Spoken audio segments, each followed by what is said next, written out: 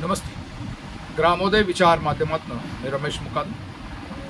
आज वादळी वाऱ्यासह पाऊस पडला आणि बीकेसी परिसरामध्ये होल्डिंग कोसळून 5 लोक दगावली आणि बऱ्याच गाड्यांचं नुकसान झालेलं आहे. आणि ही दुर्दैवी घटना आहे.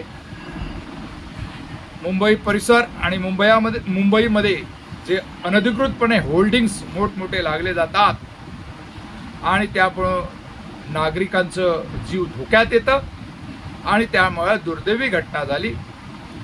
मुख्यमंत्री एकनाथ शिंदे यांनी याची दखल घेतली आणि तात्काळ अनधिकृत होल्डिंग्सवर कारवाई करण्याचे त्यांनी आदेश दिले.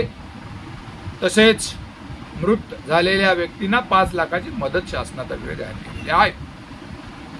अनधिकृत जे होल्डिंग्स आहेत याबद्दल प्रशासनानं गंभीर दखल घेणं गरजेचं आहे.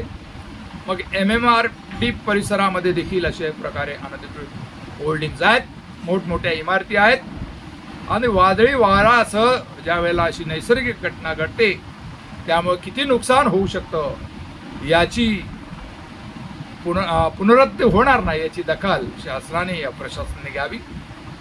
या मदतीनं मुख्यमंत्र्यांना जे तातडीने कारवाई केल्याबद्दल त्यांना धन्यवाद.